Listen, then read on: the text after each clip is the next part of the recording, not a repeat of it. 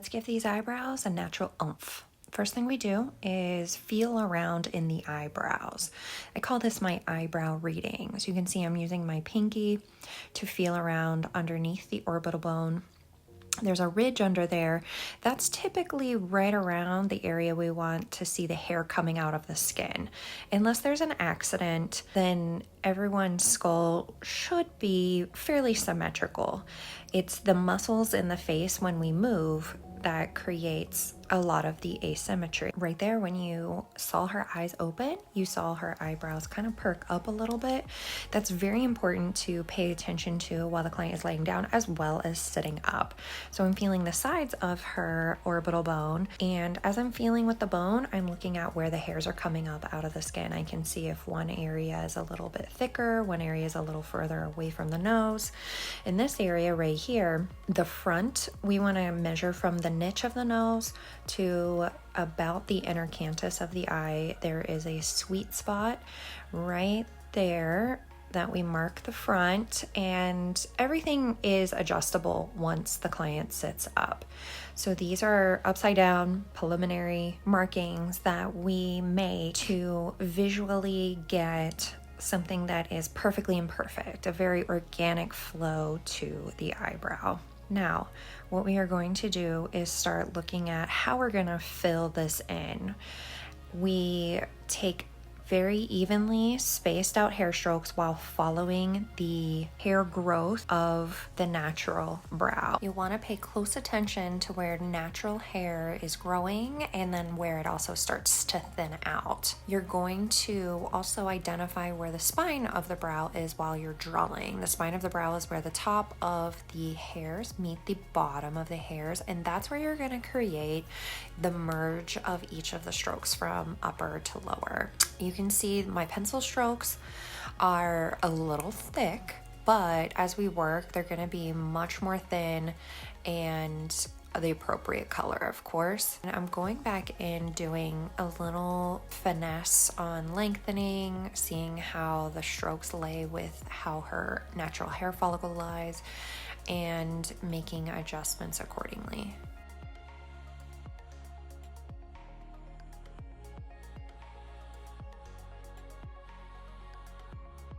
Okay, that's all the further I'm gonna go at the moment. Let's start on this other eyebrow.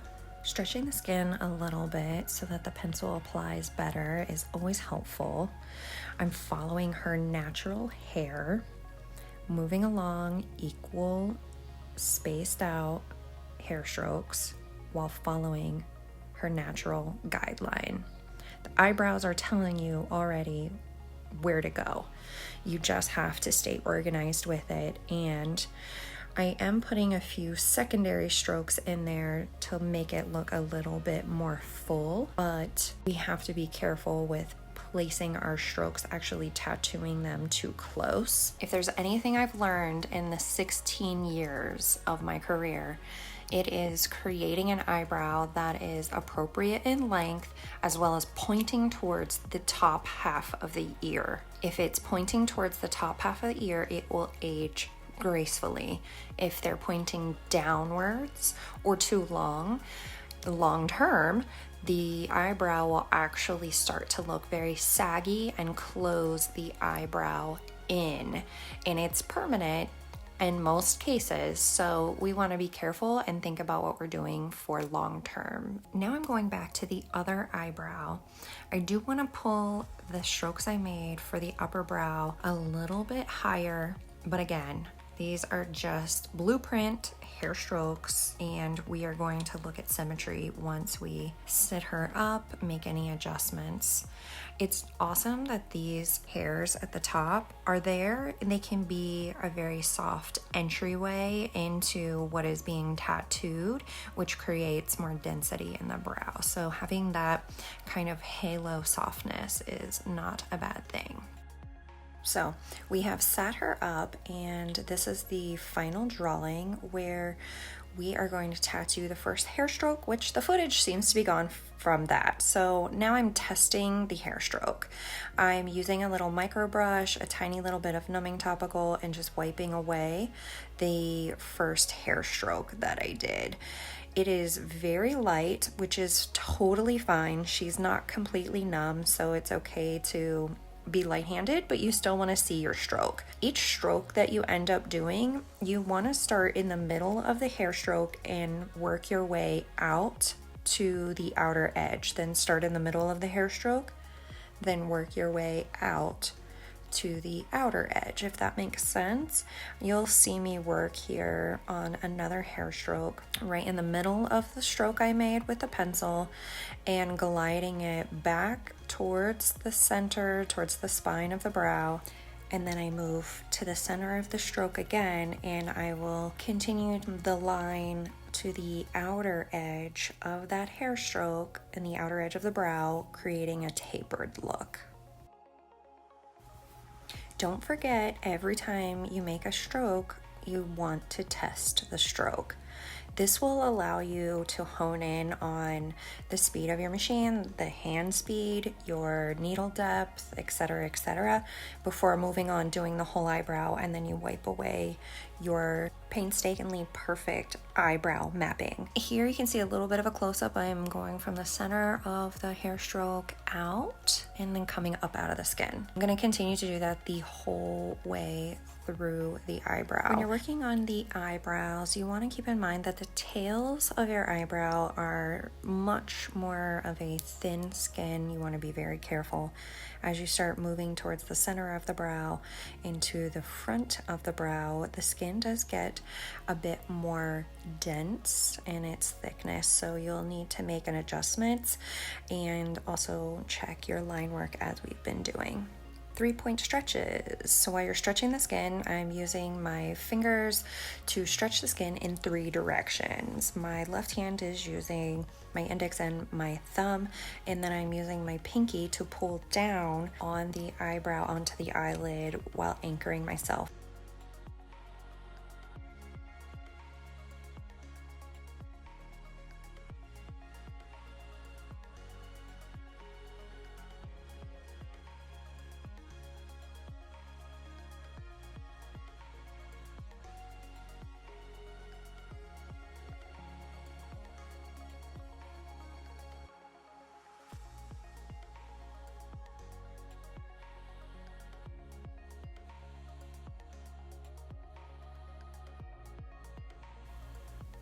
Oh, this is a very good angle where you can see starting from the middle of the hair stroke and working my way out in each direction to create the taper.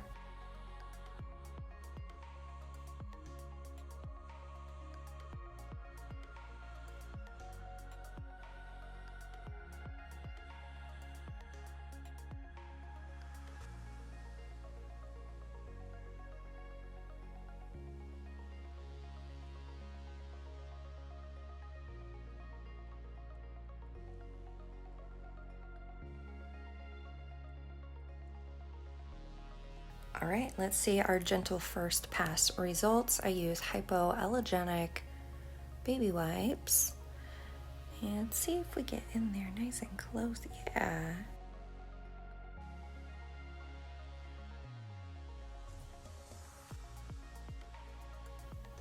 Okay, so next step is going to be the numbing topical. I'm dabbing a little bit of lidocaine, tetracaine, and epinephrine right on to the brow area, and then I'm going to put a piece of plastic on top to occlude it. It helps trap the heat in while keeping the topical wet and does not dry out.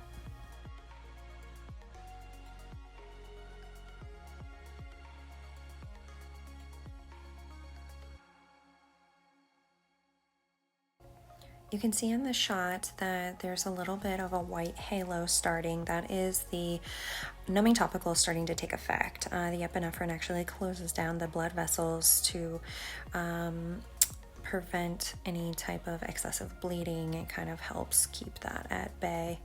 So while we wait for that, we are going to start on this other eyebrow. So on our left side, we're going to start with the tail, and we're going to continue with doing one hair stroke at a time, just like we did on the other side, going from the center of the stroke out, and then the center of the stroke out.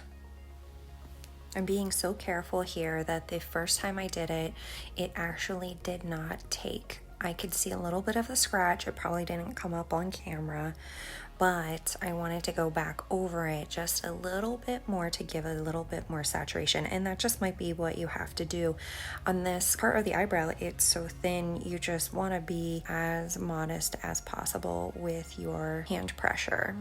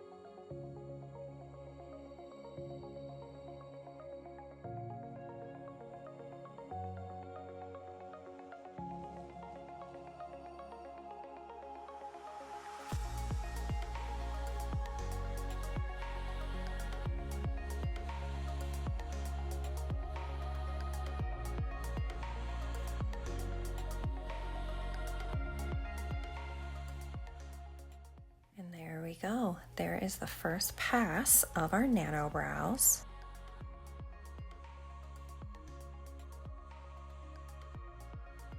We are going to add the numbing topical.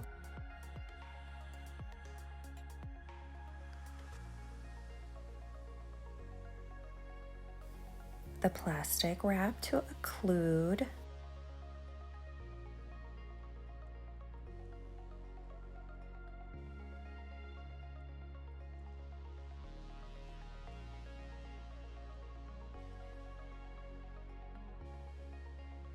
Now the unveiling of our first eyebrow. You can see the numbing topical all the way around.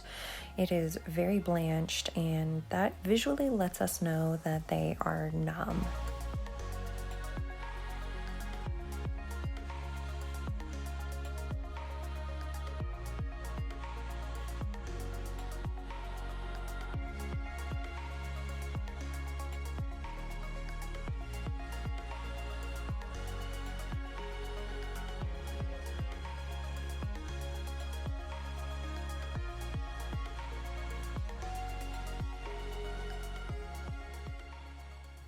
So as we're going to start back on the right eyebrow. The first stroke we made, I feel, is a really good saturation. So we're gonna move on to the other hair strokes that are much lighter to make them as saturated visually as the one beside it. Again, starting in the center of the hair stroke and tapering out each direction. You can see those hair strokes merging into each other, not crossing over, but just building sort of a sculpted density in that area to give a little bit of depth and dimension from being more dense in the center of an eyebrow to being tapered like the outer edges of the eyebrow.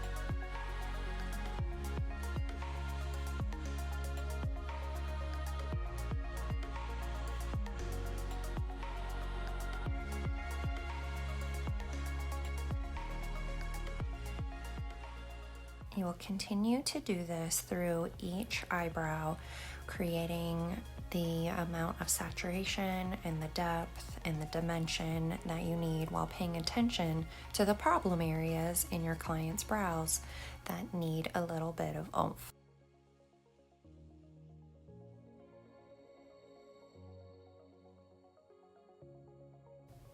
And there we have it. We filled in some spots. We made them a little bit more dense on her tail area to kind of match the density that was in the front of her eyebrows. If you found this video helpful, let me know in the comments and don't forget to subscribe.